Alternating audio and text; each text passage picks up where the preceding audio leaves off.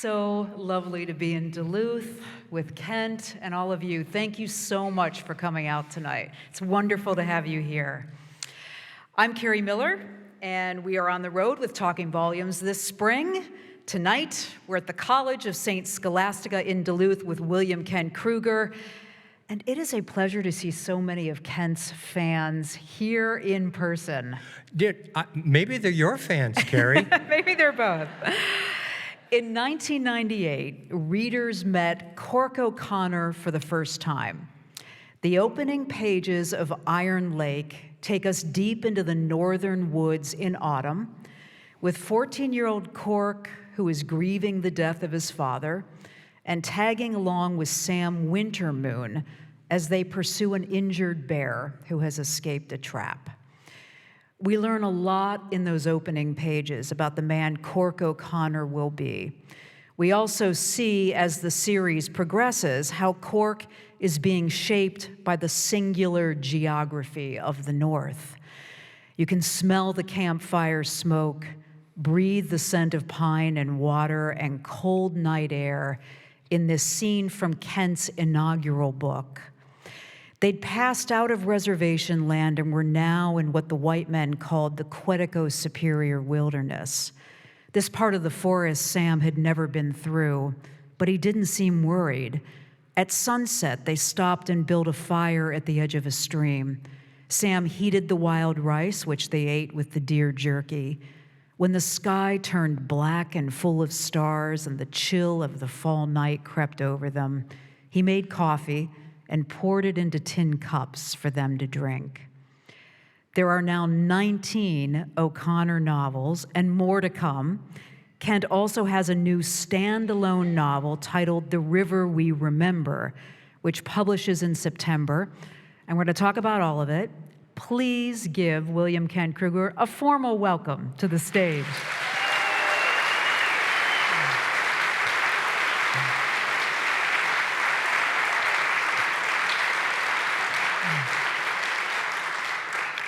Kerri, I got to tell you, except for my wife, there's nobody I'd rather talk to than you.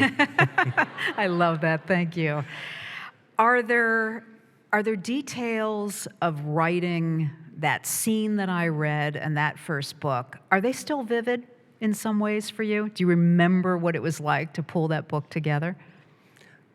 That book took me 4 years to write. It was the longest period of time I have ever spent on a manuscript, a published manuscript, because I was learning, well, first of all, I was working full-time, and I was learning how to write a mystery, and really how to write a compelling story.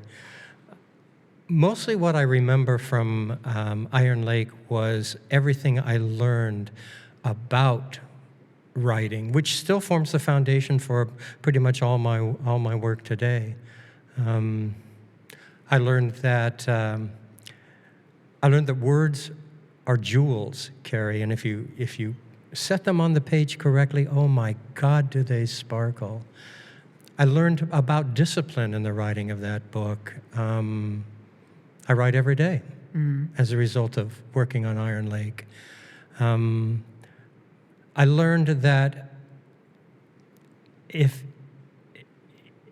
you're away from writing for a while, as I sometimes had to be, you know, you ought to miss it as you would a lover. Otherwise, you're in the wrong business. And I guess one of the important things I learned is that writing is a little bit like sex. If you're not enjoying yourself, you're probably not doing it right. I love that.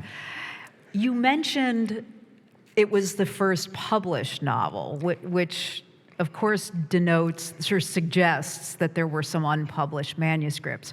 Were they O'Connor novels, no. Or were you experimenting with, what were you experimenting with in the unpublished phase? So I think it was 1987, I applied for a Bush Artist Fellowship.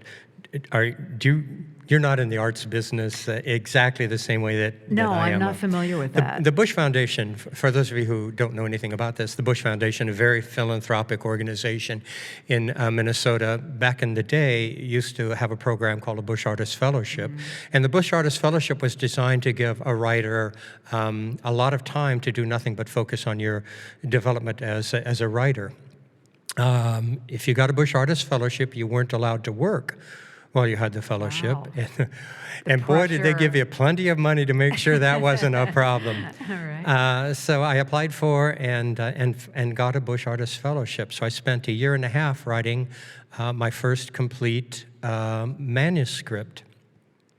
It was for a novel titled The Demon Hunter. It was about the ultimate battle fought between good and evil in, I kid you not, the cornfields of Nebraska. And it was just about as good as it sounds. So here's the story. I sent that to an agent who, because I got a Bush Artist Fellowship, had been interested in seeing my work. The letter she sent me back, my interpretation of what she said in that letter was that basically it was the worst piece of dreck she'd ever read. Come on, really? It was pretty bad. In fact, I was so defeated by that response that for almost 2 years I didn't write a word. Wow. And then I kind of went through a midlife crisis, pulled myself back together and thought, okay, this is what you want to do. You've got to give it a try again. And that's when I decided, I'd been trying to write the great American novel. Not that The Demon Hunter sounds much like the great American novel. But when I went through my midlife crisis, I thought, the hell with the great American novel. I want to write something somebody might actually want to read. So I looked around me to see what everybody reads. You know what everybody reads? Mysteries. Yeah. Yeah, it's a genre whose appeal cuts across all socioeconomic levels, all ethnic groups, all age demographics. So I set out to write a mystery, and Iron Lake was, after 4 years, was the result. I love talking about the idea of how mysteries are often underestimated, right? And Yeah. in some ways condescended on by some writers. We were just talking about that. Yes. Thinking about a certain author who shall remain unnamed, who doesn't think highly of mysteries. I do hear that mysteries are popular. It's popular fiction. And I hear that term used in a pejorative way so often. Oh, he writes popular fiction. Right. I'd love someday to meet a writer who's proud of writing unpopular fiction, right? That's right. Nobody reads me, but I'm great, right? Yeah, No. there you go. No one says that. The thing is about mysteries, and the genre is now, it crosses so many different reading experiences, right, and writing experiences. Tell me about what you think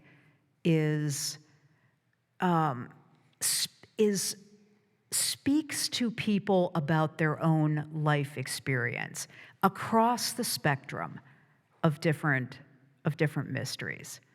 Why is it that we're drawn to these stories, whether it's, Raymond Chandler Sure. kind of crime novels, the kind of novels that you're writing? Agatha Christie. Right. Yeah.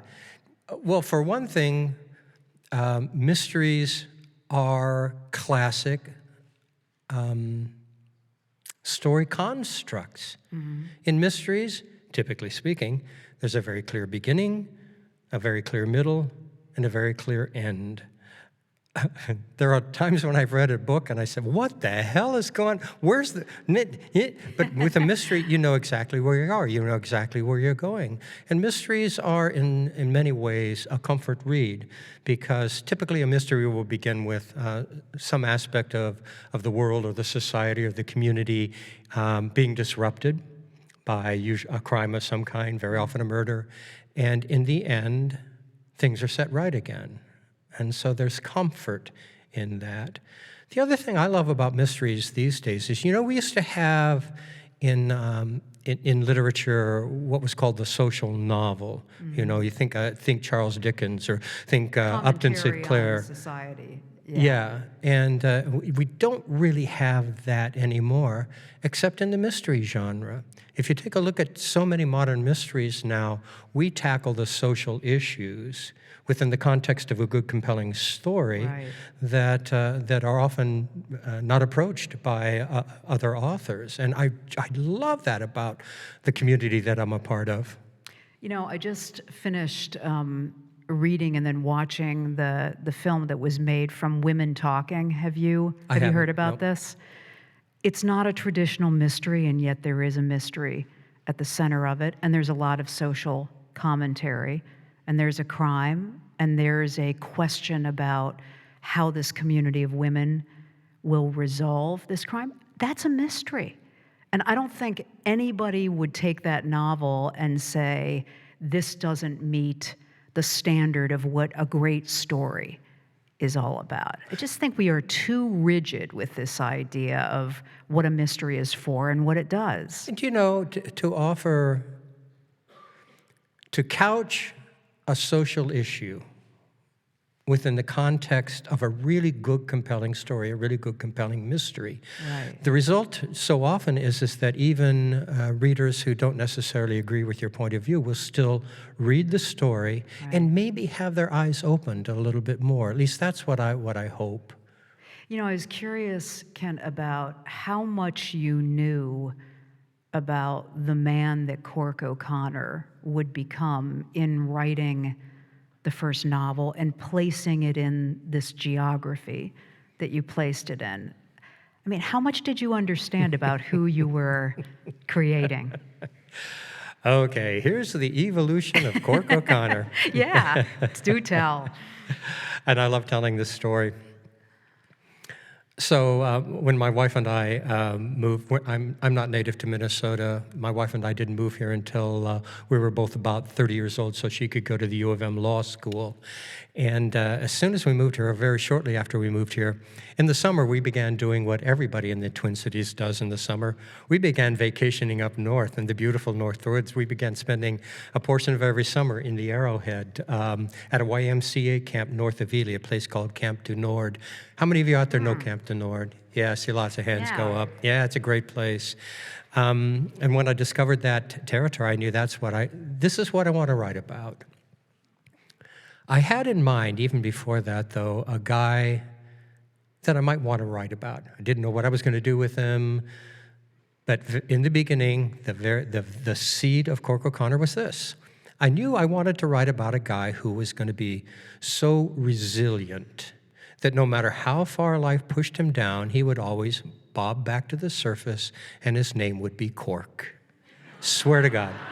Oh my gosh, that is so less poetic than I thought it would be. Now, I told that to an audience. I told that to an audience not too long ago, and some wise guy in the audience said, "Why didn't you just call him Bob?" So that was the seed of Cork. But Cork then really grew in my thinking. So here's what I often tell audiences. When you're a fiction writer, what is it you're looking for? You're looking for conflict, because it's conflict that drives great stories. What is it that drives Romeo and Juliet? It's the conflict between those two powerful families, the Montagues and the Capulets, in which our star-crossed lovers find themselves caught. Think about Moby Dick, Ahab and that white whale. Conflict, conflict, conflict. When I looked at the North Country, that's what I saw. Conflict in this wonderfully rugged landscape up here in the Arrowhead. Conflict in the kind of weather that we get up here, and certainly conflict in the two dominant cultures, Native and Euro, that we're trying to live together, often not doing a particularly good job of it. But when I thought more specifically about the issue of conflict, I thought, wouldn't it be interesting to create a character in who he was would mirror the conflict in those two cultures, white and Ojibwe. So I knew Cork was going to be of mixed heritage. I knew part of him would be Anishinaabe. And then I had to figure out what his Euro ancestry would be. And, you know, in the North Country, if you're of mixed heritage, you could be Ojibwe Swede, Ojibwe Finn, Ojibwe Scottish, Ojibwe Russian, you name it, for a variety of reasons. I decided to make him Ojibwe Irish, and Cork then very naturally became Corcoran O'Connor. I made him a family man because I'm a family man. He's married to a blonde attorney. I am married to a blonde attorney. Cork has kids, I have kids, and so it was easy for me then to invest a lot of who I am in the character of O'Connor.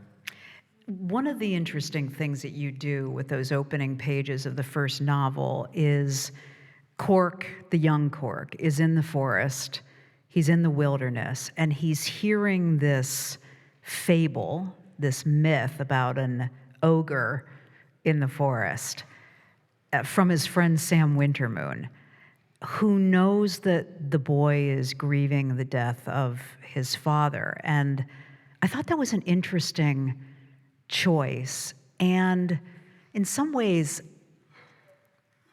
Cork's appreciation for mythology, for the folklore, right, of this landscape that he lives in, of the people that he's interacting with, I think remains true to the character that he is today.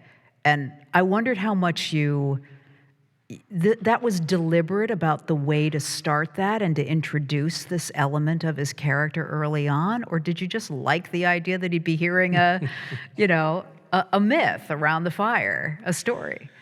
I first heard the story of the Wendigo when I was a Boy Scout in Ohio. Did you? It's a very pervasive myth in Native cultures. And I had kind of forgotten about it until I began doing the research for the O'Connor novels. I began reading about Ojibwe myths and stumbled again across the Wendigo. And it's such a wonderful myth in what it suggests about human nature that I decided. You should relate it, if you will. So for those of you who don't know the myth of the Wendigo is a cannibal giant monster with a heart of ice, insatiably hungry for human flesh. There is only one way in the Ojibwe myth to defeat a Wendigo, and that's to become a Wendigo yourself. And there is magic that will help you achieve that. The problem is that once you have defeated the Wendigo, someone has to be ready with hot tallow for you to swallow to melt that heart of ice and melt you back down to the size of normal men. So, it's a myth about greed and how if we buy into greed, even if we want to fight it, we are at risk ourselves. It's just this wonderfully wise mythology. And so I decided to include it in the Cork O'Connor story there. And the other thing is that once you begin to investigate the indigenous culture, whether it's the Ojibwe or whether it's the Dakota or whoever, you begin to understand how tightly woven the mythology of that culture is in basically everything about the culture. So it became very difficult for me to write a Cork O'Connor story without often referring to or including myths. I have not taken whole cloth myths from the Ojibwe. I don't want to trespass on their culture. But I have created myths that sound very Ojibwe-like and use those in the stories. I love the contrast and maybe sometimes the conflict of the two elements of Cork's nature, which is to appreciate and, in some cases, love this mythology, want to believe in some ways in the magic, and then this other side of his personality that's the law enforcer part of his personality. In some ways, the appreciation for the science of evidence, right, and pursuing the evidence where it will go. And I think that's something that continues to make him mysterious in some ways and interesting. I don't think he's that much different from most of us. Most of us are fine with scientific evidence. We understand that. We like the scientific approach to things. And yet there is a part of us that loves to embrace that which remains a mystery. You can't explain it. And I love the fact that there's so much of that around us. And that's Cork. I mean, and it's Cork in maybe in a larger way simply because of his relationship, particularly with Henry Miller, Right. who is constantly reminding him that there's more out there in the forest than you're ever going to be able to understand. Right. I mean, he maintains and is often reminded, as you note, of the mystery of the universe and the mystery of the world around him, the very tactile world. Do you know, I around him. love the very poetic interpretation of Kichimanadu, which is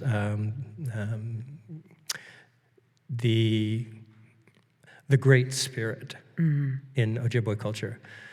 But I love the interpretation, the Great Mystery.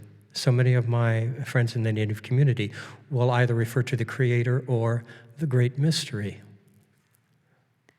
And a acceptance that everything will not be explained, right? Which is at the core of any kind of faith, I think. That you don't need, that doubt is a key part of faith, isn't it? I think Cork embraces that, as people of faith do. Mm-hmm. So did you grow up in what kind of a church did you grow up in, or any church? I grew up Episcopalian. Then when I left high school, I decided it was time to abandon my spiritual journey. I graduated in 1969. I graduated into a world that was dominated, Kerri, by three things: sex, drugs, and rock and roll. A really difficult combination for the spiritual journey to compete with. So I thought I had abandoned my spiritual journey when I left high school. But when I began to write the Cork O'Connor series, I saw spiritual questions begin to bubble up in the stories that I created. The spiritual journey is something that comes really naturally for Cork O'Connor because he's a man with a foot in two different spiritual traditions: his white Catholicism, he's Irish Catholic, and his Ojibwe spirituality. So very often in the stories, he's trying to figure out where his unique spiritual path lies. What is his relationship with God or with the Great Mystery? And that's been an issue for me my whole life. So when I began to understand that I hadn't really abandoned the spiritual journey, or it had not abandoned me, I began to embrace more deeply the idea that we're all on a spiritual journey. And I am now Methodist. I married a Presbyterian, and Methodism was our negotiation. And if you were to ask me what is all the doctrine in Methodism about, I probably couldn't tell you. I just know that it's a group of people who believe in really working hard to do good for the world, and I like sharing my spiritual journey with them.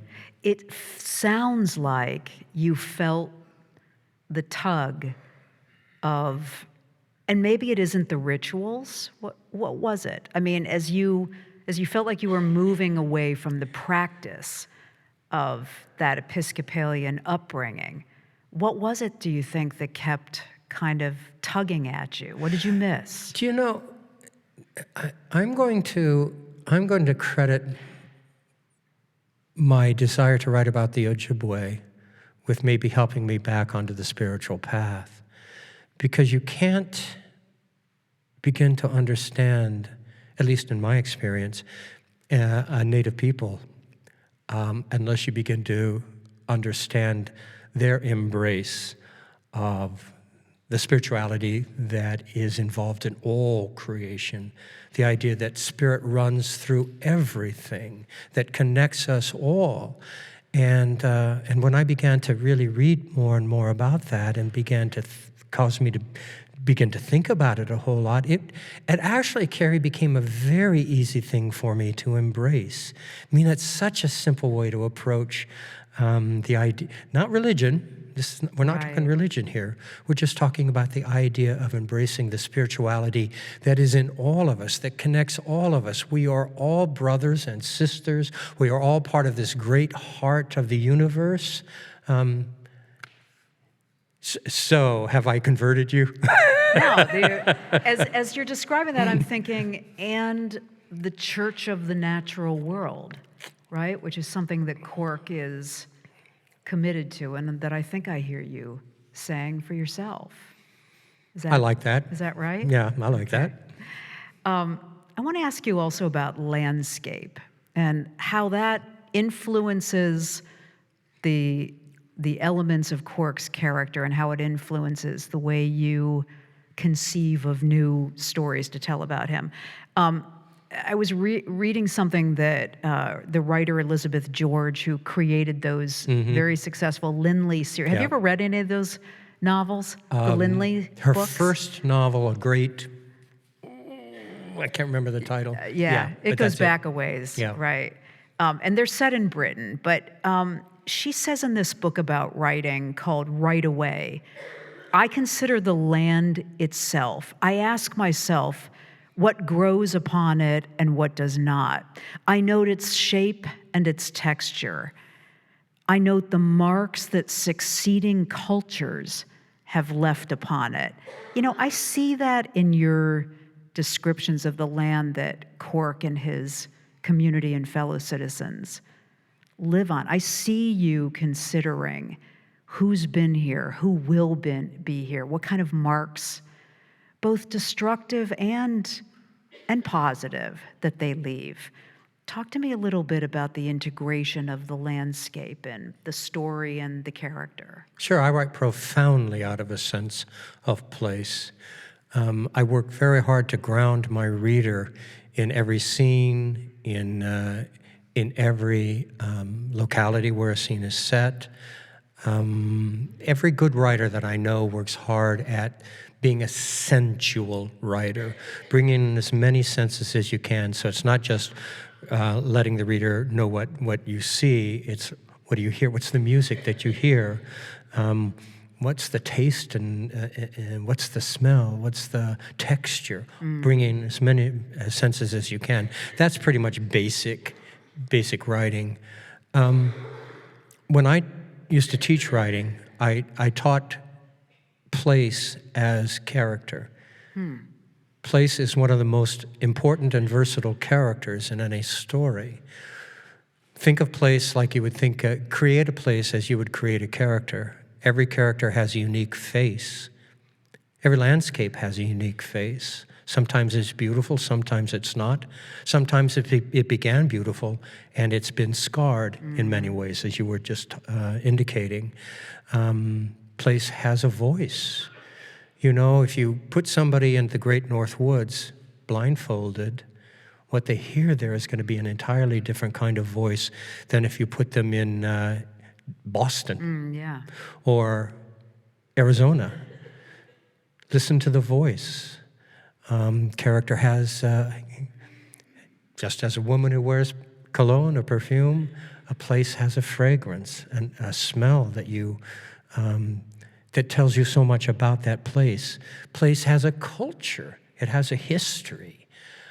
So I encouraged my students to think, when you are talking about creating a sense of place, think about creating them in the same way that you would a human character in your story. And then think about how you're going to use sense of place. Place is motivation. So many of the things that occur in my stories, come directly out of the kinds of conflicts, the kinds of issues that arise out of the Great North Country. Place is atmosphere. You use sense of place. One of the things I love about northern Minnesota is I use it to heighten suspense. You know, how many of you have ever been out in the woods? I mean, really out in the woods on a moonless night. You can't see a thing. God only knows what's lurking out there in the dark, you know? So I use it to create atmosphere. Or a snowstorm, you know? You can create such wonderful suspense using all of the natural elements that are available to you. So I love working at creating. You know, one of my, when I began to write mysteries, I studied some of the great mystery writers, particularly a guy named Tony Hillerman, who, for those of you who don't know Hillerman, New Mexico. yeah, he was an icon in the mystery genre. He wrote a series that was set in the Four Corners area of the Southwest and dealt significantly with the culture of the Navajo.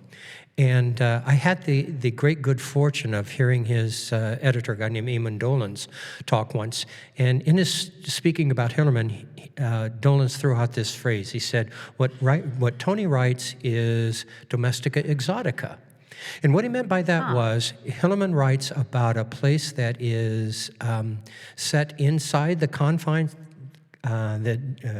geographic confines of the United States, so it's domestic, but it's about a place that is unique to people, exotic to them. And what Hillerman tried to accomplish is to give people such a profound sense of place that when they had finished one of their novels, it was as if they had been there. And that's exactly what I try to do in Minnesota. Maybe the one element, and I'm sure he did this too, but the one element that I work very hard at the sense of, that I try to give my landscapes is an understanding by the reader of how much I love this place. I want my love of Minnesota to be in every line I write. You're also a fan of James Lee Burke's, right? Oh, yeah. I am too.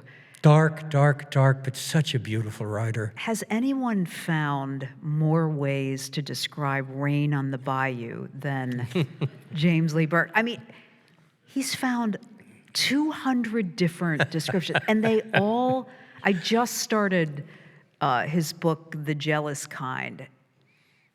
They all sound genuine. He never sounds like he's reaching for a new way. And they're spare. I mean, the descriptions are spare about what it's like to live on the bayou, which really fits this description that you've just given us from Hillerman's editor. You feel like you have been there, and it's a place I don't know that I ever would experience if I wasn't reading his novels. You know, those writers whose work I admire most are those who do write profoundly out of sense of place. I so admire that. Would you read a little bit from the very first novel? Oh, yeah. Tell us what I asked Kent if he would do this. Tell us what you chose. Is it the first pages? No. Okay. Tell us about the scene. Well, as Kerri indicated in the introduction this evening, Iron Lake opens with the hunt for a wounded black bear. Cork goes on a hunt with Sam Wintermoon, and it's really a journey of healing for Cork, understanding how to begin to heal. So it begins with that prologue, but the first chapter then launches into one of the things that I wanted to accomplish in Iron Lake was this. I didn't understand winter until I moved to Minnesota. Right. And after I had experienced my first true legendary Minnesota winter, oh my God, did I want to share that knowledge with the world. So the opening chapter of Iron Lake begins with this blizzard, this huge snowstorm in northern Minnesota, in which a paper boy goes missing. So that's the backdrop for this. But I'm going to read from chapter 7, just a very brief. Look how yellowed the pages are of that novel. I love that. How old is it? 98, so 25 years. Okay. Traditionally, the Anishinaabe were a quiet people. Before the whites came, they lived in the silence of great woods, and more often than not, the voices they heard were not human. The wind spoke, the water sang. All sound had purpose. When an Anishinaabe approached the wigwam of another, he respectfully made noise to announce his coming. Thunder, therefore, was the respectful way of the storm in announcing its approach. Spirit and purpose in all things. For all creation, respect. The storm that bent the pine trees and the tamaracks, that drove the snowplows from the roads and froze and snapped the power lines, was not an angry spirit. In its passage, it created chaos not because of anger, but because it was so vast and powerful, and those things it touched, especially those things human, were so small in comparison. In a way, it was like the bear that Cork had once hunted with Sam Wintermoon, huge and oblivious. If the storm, in fact, was responsible for the disappearance of the boy, Cork knew it was not a thing done maliciously.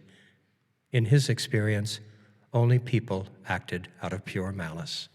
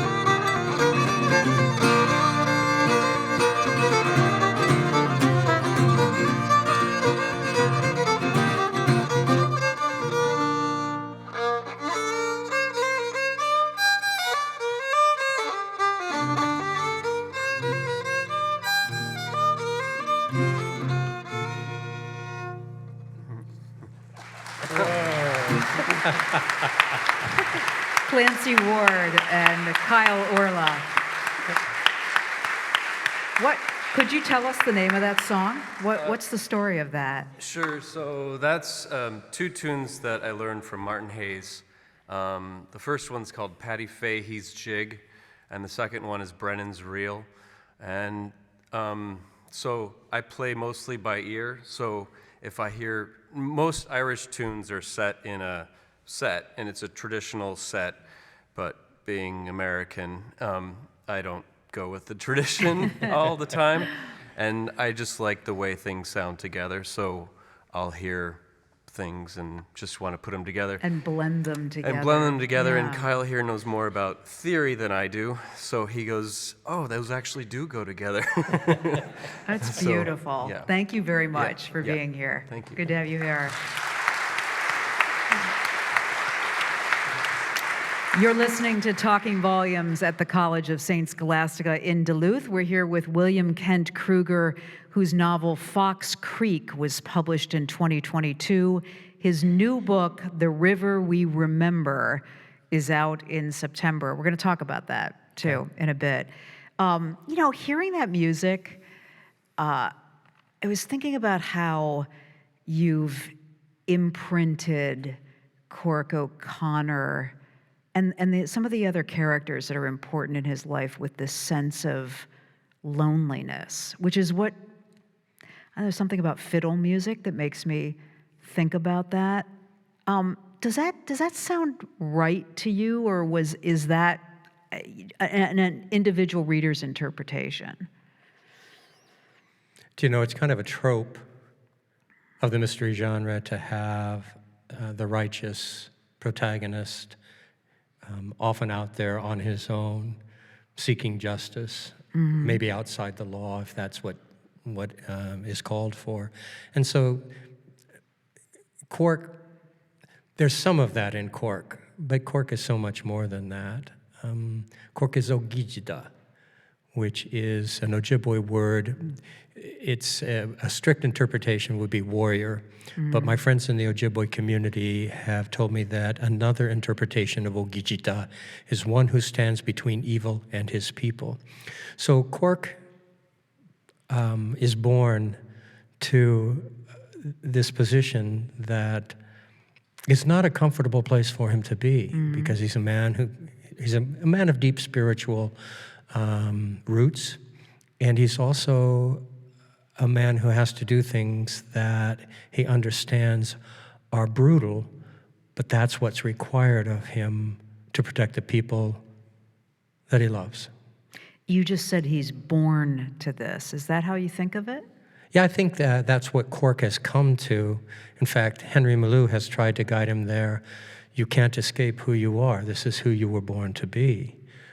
I was born to be a storyteller, Kerri. Yeah. I can't escape my fate here. All right. I don't know if it's true that people are born to be things, but certainly Kerri Miller has indicated that to Cork, and it's been an easy way for me to explain things sometimes, you know? You know, that always interests me, though, in literary characters, as to whether, if you put this character in a different situation with different circumstances, would they display the nobility, the warrior side, the integrity? Could they be corrupted? But I think what I hear you saying is, no, this essential nature of Cork would have emerged no matter what circumstances that he found himself in. Is that right? But that's what makes great stories, is that you present your protagonist with that kind of challenge, your hero with that kind of challenge. Are you going to abide by what the gods tell you you're supposed to do, or are you going to make a different choice? Are you going to behave according to what apparently is your place in life, or are you not? And that provides a wonderful source of conflict in a story. How is this character, when he or she are in conflict with themselves, who's going to win? And I love doing that in a story. In fact, that's maybe one of the most interesting sources of conflict in any story. The person somewhat at war or in conflict with their own nature? Is that what you mean? That's what I mean. Or knowing what they ought to do, what everything tells them they should do, versus the devil on their shoulder saying, no, wait a minute, maybe there's another way to look at this. Or maybe there's an easier way to do this. Sometimes it's an easier. Right? Yeah. Did you know from the beginning it was going to be a series?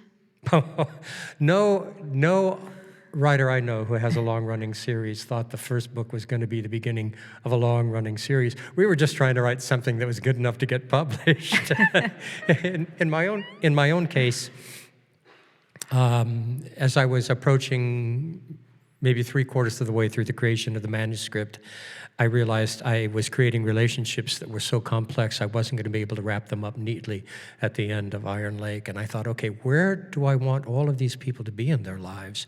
And when I kind of thought that through, I thought, ooh, it's going to take a while really to get them there. They're dealing with a lot of crap right now. How do I get them to the other side of this? And I thought, well, it's probably going to take a couple of more books. And in fact, it did. If you looked at the first 3 books in the Cork O'Connor series, Iron Lake, Boundary Waters, and Purgatory Ridge, you see that there is a story arc involved in those 3. We take Cork in Iron Lake, his marriage is about to dissolve, and across the course of the other 2 books,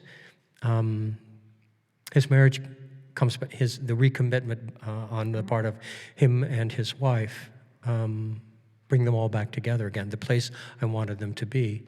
So I thought, okay, 3 books. I got to the end of Purgatory Ridge. I found that I had readers who really liked my stuff, and a publisher who was willing to pay for more of these books. So I guess I had a series going. Got it. You know, the story goes, you tell me whether this is true, that you undertook a lot of the touring and the publicity for the initial books yourself. Yeah. You did something that a lot of writers won't do.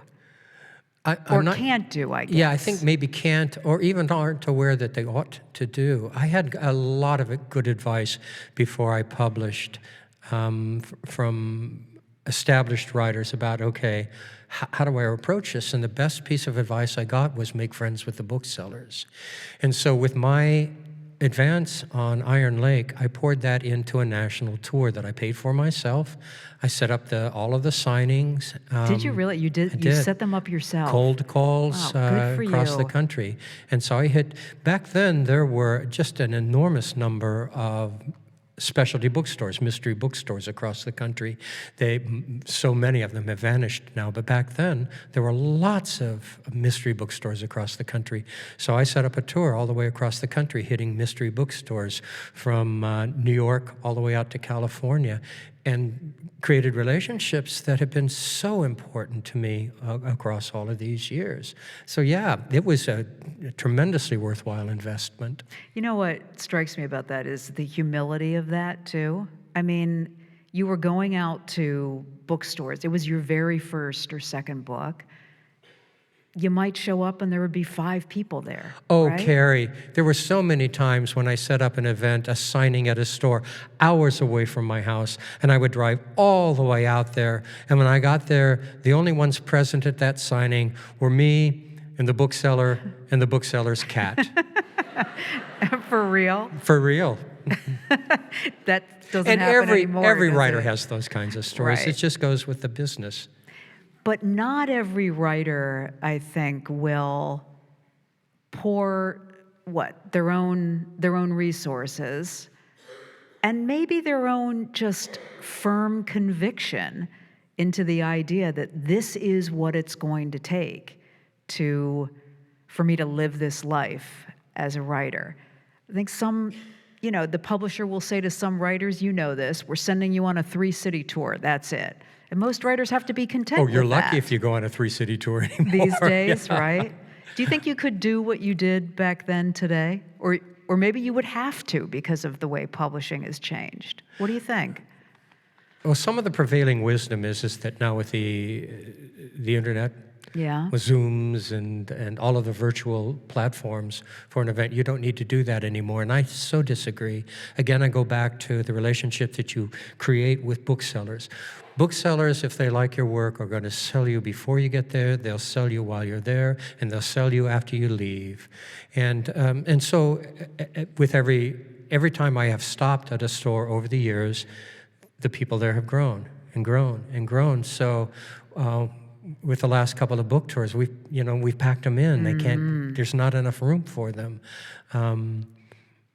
And it did begin with a leap of faith. You're absolutely right. I just hoped this was the right route to go. I didn't know. We all in the beginning do the scattergun thing. You try everything you can possibly try. And for me, the tour did the trick. The The first cold splash of reality that every writer gets is the realization that your publisher, at least in the beginning, is really not going to help you out very much. It's really up to you. You have to create your own website and all your materials and all of that stuff. And the publisher, in truth, really only steps in when you hit the point where you really don't need them anymore. That's exactly right. So, yeah. Catch-22. I mean, I'm interested in your observation on this because you get a book like one of the big books of the year, Age of Vice, right, by Deepti Kapoor. I interviewed her, a lot of people interviewed. The book is fantastic, but she doesn't need all the resources that the publishers, and yet the publishers are spending all kinds of money to publicize that book. It's a real upside down kind of business model, and yet it seems that the publishers coming out of COVID are even more committed to only a few, and it's the big names. Yeah, it is. It's the people who don't really need it. You're absolutely right. So what do aspiring or mid-list writers do you think? And I'm sure a lot of them come to you for advice. Yeah, my first piece of advice always for young writers is this: marry somebody with a good job. That is brilliant.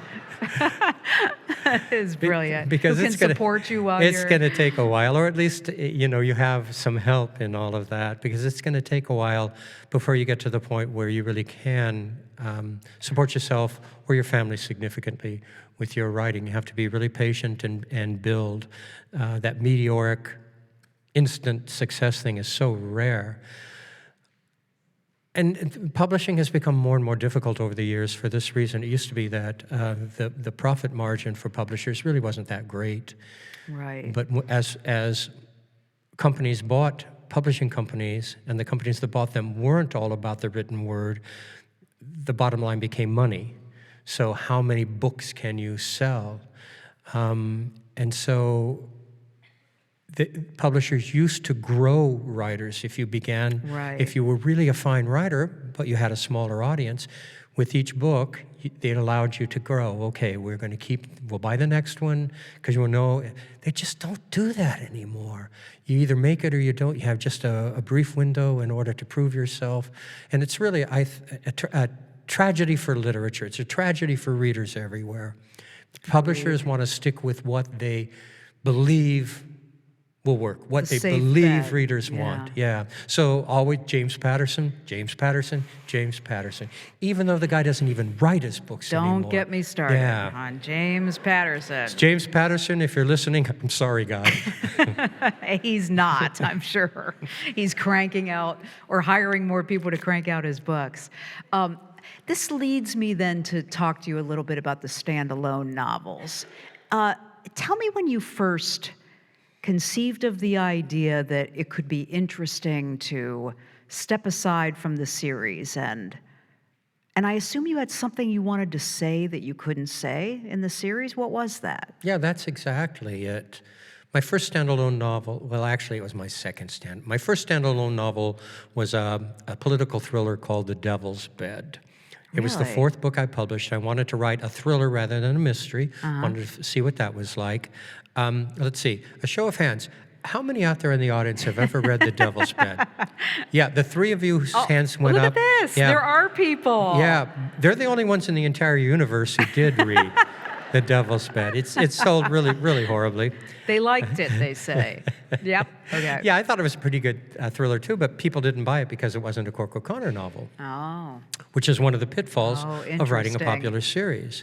But I had other things I wanted to say. Ordinary Grace I wrote for two reasons. I wanted to write a story that would allow me to explore more deeply the question of the importance of the spiritual journey in our lives. And although I was able to explore that to a certain extent in the Cork O'Connor series, I was limited, and I wanted to write a story that was more expansive in what it would allow me to do and how it would allow me to do that. And the other reason is that I'd been looking for a story for a while that would allow me to go back and recall an important period in my own life, the summer I was 13 years old. I don't know what being 13 years old is like for women. Hellish. Yeah, okay. Yeah. I wouldn't necessarily call it hellish for guys, but it's certainly a difficult time. You know, we're standing in that threshold to our adulthood or manhood. And I wanted to go back and recall that summer I was 13 years old and evoke it in such a way that I could use bits and pieces of my own life to create the story I was going to tell. So the Drum family at the heart of Ordinary Grace is basically my family. The town of New Bremen that I created for the story is really so like the small Midwestern towns where I spent my adolescence. I pulled bits and pieces of places that were important to me when I was a young teenager and put them right in that story. And I wanted to write it in such a way that even readers who were born decades later could read this book and know what it was like to be a 13-year-old boy in a small Midwestern town in the summer of 1961. And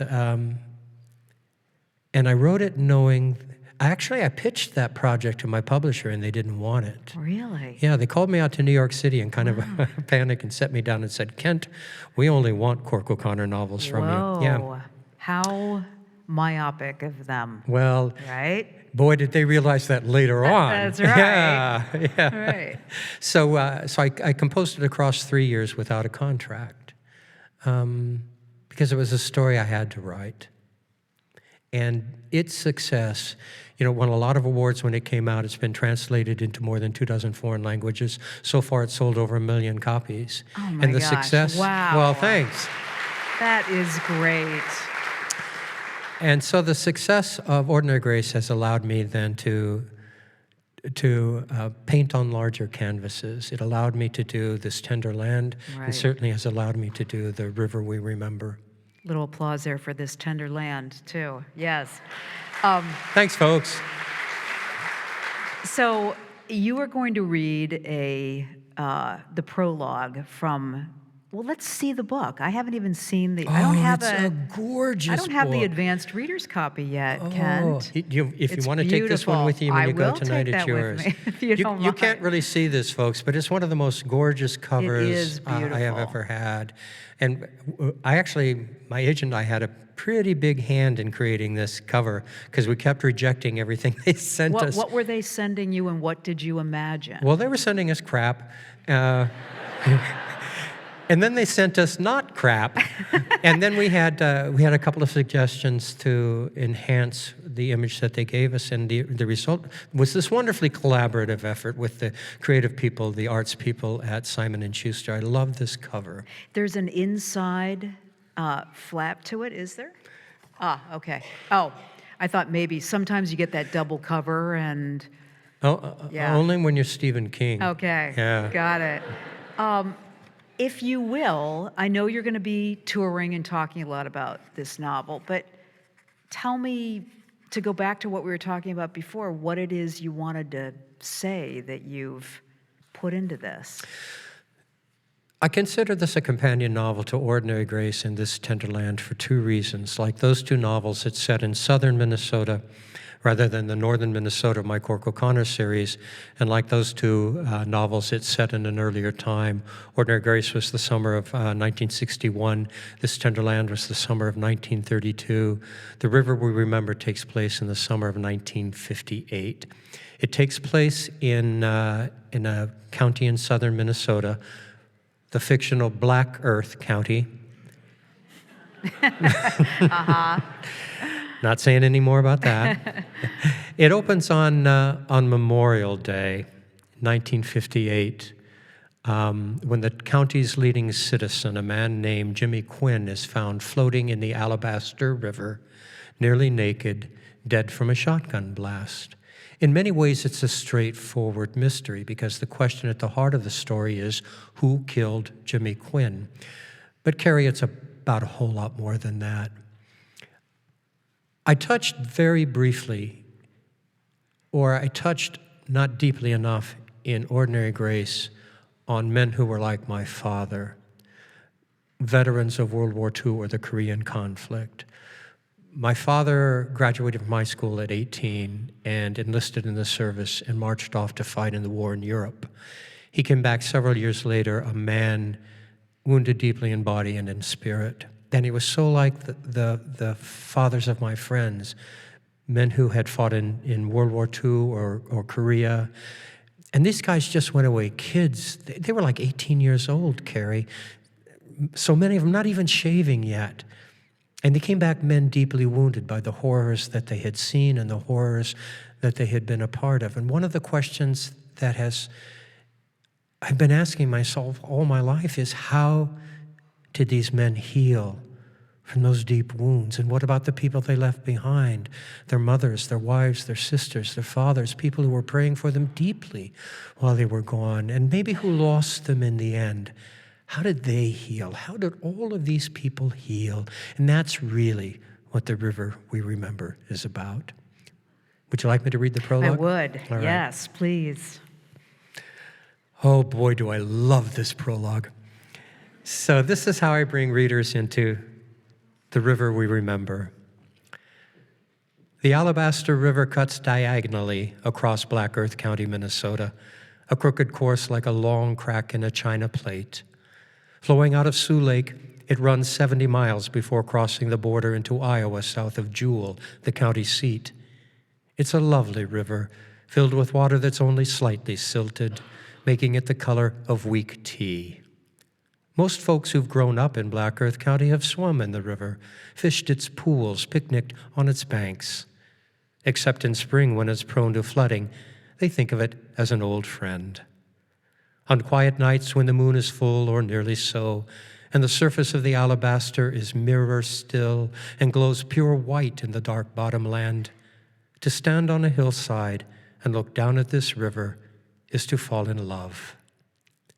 With people, we fall in love too easily, it seems, and too easily fall out of love.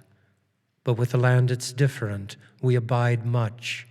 We can pour our sweat and blood, our very hearts into a piece of earth, and get nothing in return but fields of hail-crushed soybean plants, or drought-withered corn stalks, or fodder for a plague of locusts. And still we love this place enough to die for it, or kill. In Black Earth County, people understand these things. If you visit the alabaster at sunrise or sunset, you're likely to see the sudden small explosions of water where fish are feeding.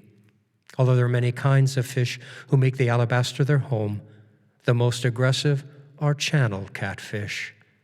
They're mudsuckers, bottom feeders, river vultures, the worst kind of scavengers.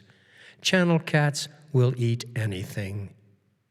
This is the story of how they came to eat Jimmy Quinn. Oh my gosh.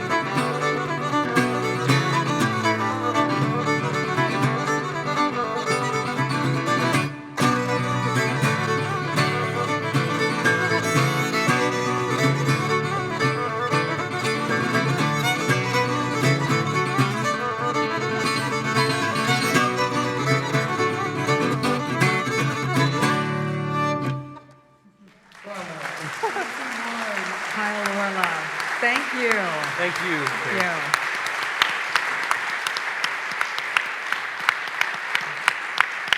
Well, that's sure to put a smile on your I face. know. That was great. I think we have some microphones in the audience. Yes, we have. We're going to bring the lights up, and you're welcome to ask questions. So, do you love that prologue because you love that last line about the fish eating the body? Is that It's a great last line. But I like it because the prologue sets up the place. That sets the place and time. Beautiful. That's really beautiful. All right, questions for Kent. Hi. Oh, good. Where? Excuse me. I looked on a map because I was a geography major in college, and your aurora does not match where the real aurora is. And I just wanted to ask you why. The aurora in my book is not the real aurora. For those of you who know the real aurora of Minnesota, here's the story. When I sold that manuscript to my publisher, the town was not called Aurora. It was called Wendigo. In fact, the novel was called Wendigo. And for reasons I still find a little inexplicable, my publisher didn't like the title, nor did they like the name of the town. So they asked me to change both. So I gave the novel the title Iron Lake. And I thought long and hard about renaming the town. What did I want to name this Northwoods town? I wanted something that for me was evocative of the North Country. And Aurora did it. But there was already a real Aurora up there. So I called up my editor and I said, Dave, I want to name my town Aurora, but there's already a real Aurora up there, not very far from where I'm thinking my Aurora is. Can I do that? And there was this kind of pregnant pause on the other end, and Dave said, well, as long as you don't get us sued. So I went ahead and named it Aurora. My Aurora is an amalgam of all of so many of the elements of the Northwoods towns that I have come to know and love over the years, because I didn't want you to be able to say it's Ely or it's Babbitt or it's Virginia or it's someplace. But shortly after the book came out, I got an email that went something like this. Dear Mr. Krueger, greetings from the real Aurora, Minnesota. It was from the librarians there, and they said, we've got your book, and we think you did a great job.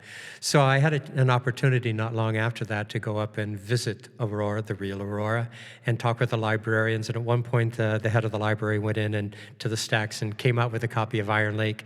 And she said, when any of our patrons check this book out and come back, they always say, we want to live in this Aurora. All right. Question right over there. When you start a story, how much do you know about where it's going to go? Or does it lead you along the path as you're writing? Yeah, it depends on the kind of story I'm writing. If I'm writing a story in the Cork O'Connor series, those are all essentially mysteries. And a mystery is a very tightly woven fabric of storytelling. Everything depends so significantly on everything else. And I think that the success of a mystery depends largely on the timing of the reveals. When do you give the reader the clues that are going to be necessary for solving the mystery at the heart of the story? So typically when I write a Cork O'Connor novel, I'll think that story through as completely as I can before I ever put my fingers to the keyboard. At the end of that thinking process, which can take weeks or sometimes even months, I know how the story begins, I know how it ends, I know who did what to whom and why, I know the themes I want to weave through the story. But for my standalones, Ordinary Grace and This Tender Land in particular, I wanted to approach the work in a different way. For this reason, a mystery is an intellectual construct. It's a puzzle that you create in your head, and you put all the pieces together, working very hard to make sure that there are no gaps, everything fits very neatly. Ordinary Grace in This Tender Land in particular didn't come from my head, they came from my heart. And I wanted a process that would allow me to make the reader feel that I was telling them the story from my heart. So going into the writing of those two novels, I had really no idea where I was going to go. I just knew a few salient elements that I wanted to include in the story, and I let the stories reveal themselves to me.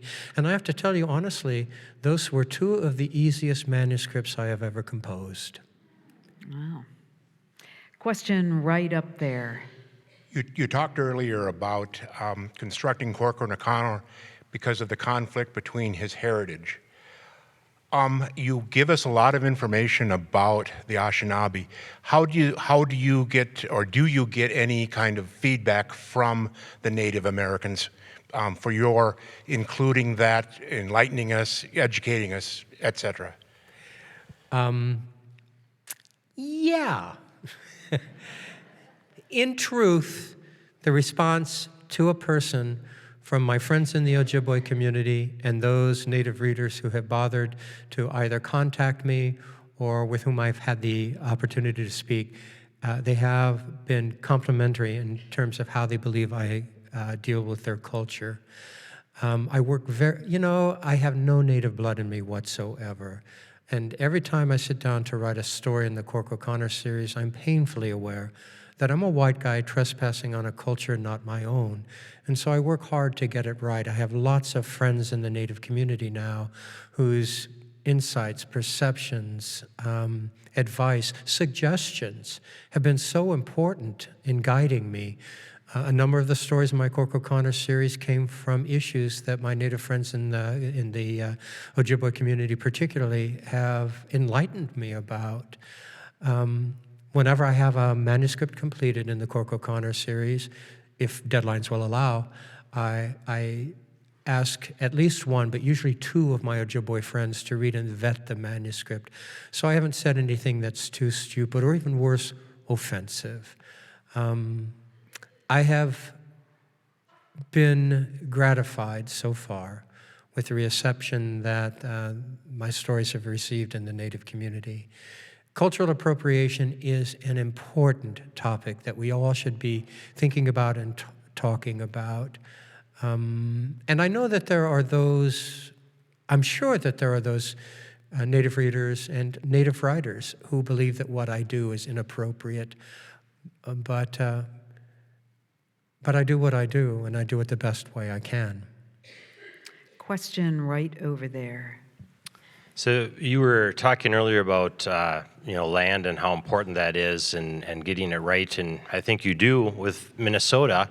I can't remember the title of the book. It might have been Sulphur Springs down on the border. Yeah, Sulphur Springs. Yeah, and you did the same thing there, and I was wondering, did you go and hang out down on the border for a few months and to be able to get a feel for the land and the topography and all of the mines and everything that happened in that book? Yeah, that's a good question, and absolutely. I firmly believe you can't write believably about a place unless you've actually been there. So I knew that I wanted to set the Sulphur Springs in southern Arizona in July. So I went to southern Arizona in July, along with my wife and my 11-year-old grandson. Now, we rented a Jeep Cherokee, and so much of the research I wanted to do was on, a lot of it was about the routes that the refugees coming across the border take. And every morning then I would load up my wife and my grandson in our Jeep Cherokee, rented Jeep Cherokee, and take off across these, along these god-awful back desert roads that were fit only for, coyotes and roadrunners, just like in the cartoons. And all along those roads, there are these signs that say, I can't remember exactly how they read, but basically they say, this is an area of drug trafficking. Basically, you could be murdered. So I'm out there with my wife and my grandson. It's what you do for your art. But around every corner, there was a Border Patrol vehicle parked. And every time we passed a Border Patrol vehicle, or very often when we passed a Border Patrol vehicle, I would stop and get out and go over to talk to these guys because I wanted their perspective on what it is that you do, how do you feel about what you do. So the first vehicle that I went over to talk to the guy, this guy had this stone face, and it was really clear to me he absolutely didn't want me approaching his vehicle. And then my 11-year-old grandson came up beside me, And this guy looked at my grandson, and my grandson started asking him questions, and this guy just opened up. He told us what he does and how he did what he did, and most importantly, how he felt about what he did, because my 11-year-old grandson was with us. And then I interviewed a number of people who worked with organizations that helped the refugees, put out water and clothing and food for them.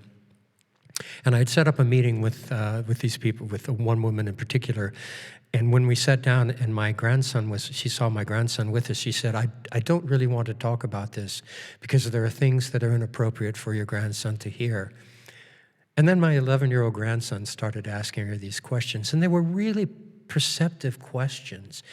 And this woman just opened up to us and told us about her work and shared with us so much because my 11-year-old grandson was with us. It was one of the most extraordinary research experiences that I had. And here's the funny thing. My grandson was 11 years old. He was out there with me, talking to Border Patrol people, talking to these folks who were helping the refugees. We were interviewing religious people out there, leaders of churches, all that kind of thing. He's had all this kind of interesting experience. And when we got home and people asked him, so what did you do? He said, I found lots of Pokemon, 11 years old. He makes a good research assistant. Exactly. Though, I think. Question right over there. Yeah, thank you, Kent, especially for the words that you were just referencing about cultural appropriation. And I'm fairly new to your Cork O'Connor series and enjoying it very much. And I wanted to ask about in Wendigo Island, which, for those who don't know, is very much has ties to Duluth in our immediate area here. You really bring light to the plight of missing and murdered Indigenous women, girls, and Two-Spirit people. And I think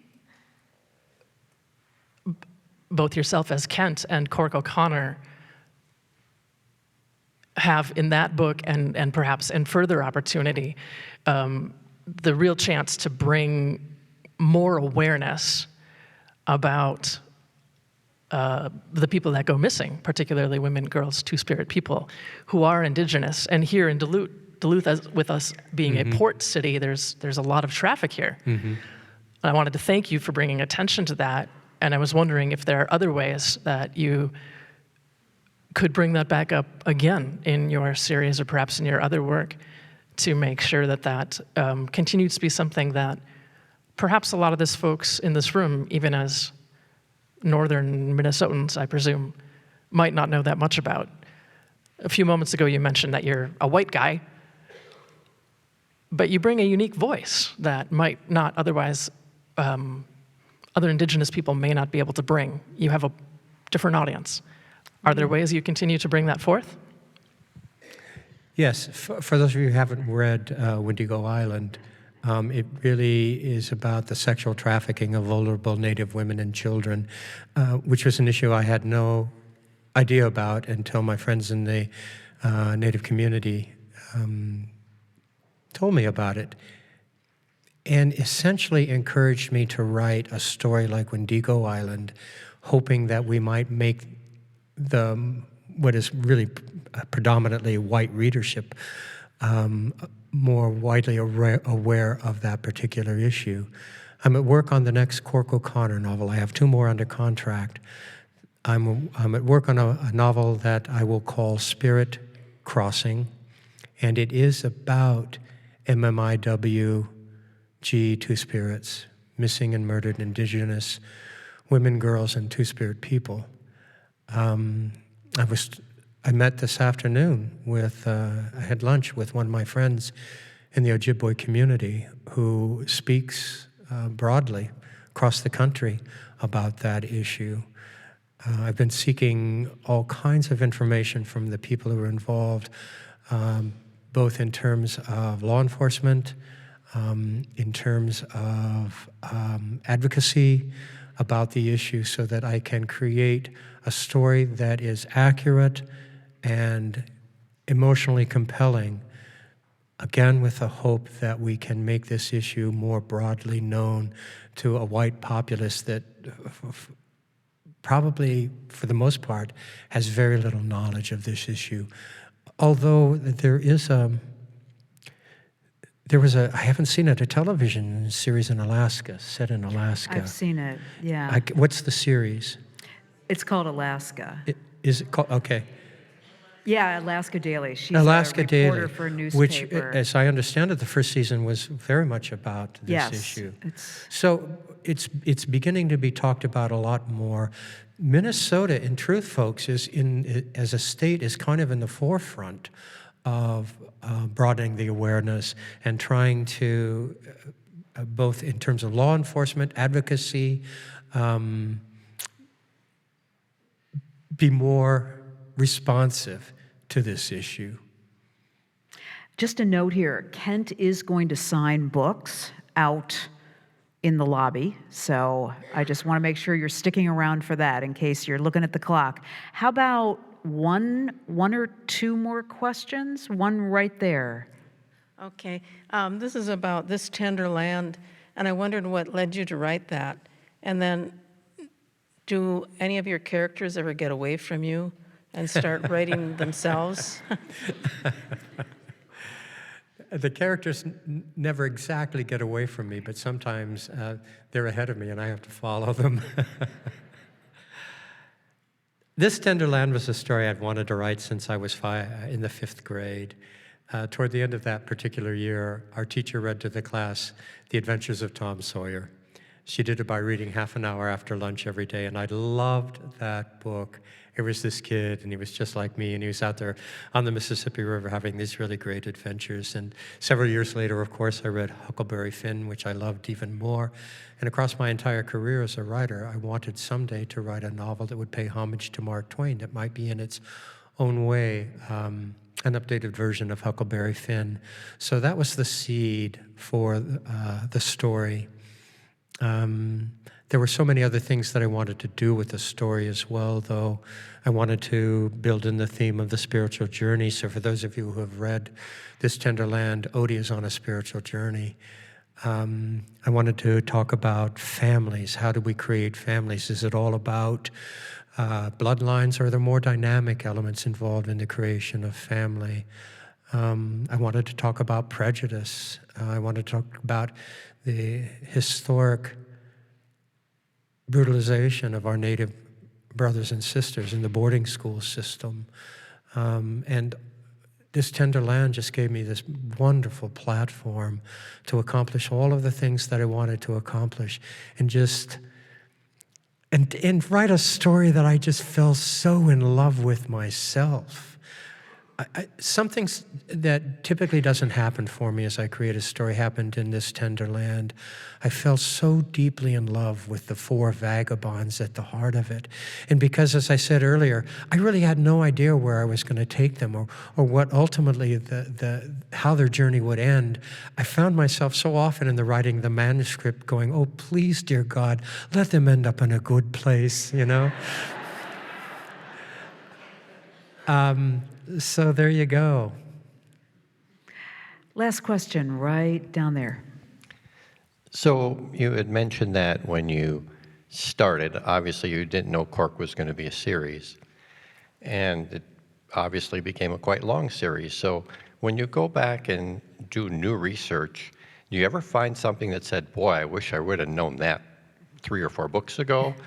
And do you ever find something that really surprised you? And if you did, what was it? I can't think of a specific thing that surprised me, but it's not uncommon for me to go back and go, I wish I had known this then. I would have been able to incorporate it in the story and make the story more effective in what I wanted to accomplish. And typically that will come from something that one of my Native friends has told me that opened my eyes in a way that they haven't been opened before. And so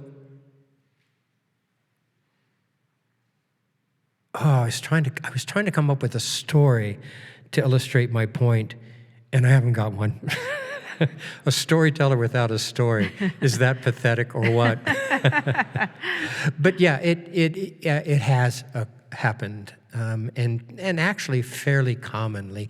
And I can tell you, I'm not the only one that who experiences this particular phenomenon. Those of us who do our research and write our novels and then move on will often discover a piece, something that only has just recently come to light, and we'll go, oh, God, I wish I'd known that then, you know? That's the way it goes. You write the story you've got when you've got it, and then you move on. Thank you all for coming out to support Talking Volumes on the road. And Ken, thank you. It's been this has wonderful been to such talk a with you. delight. For me Thank too. you, Kerri. Thank you.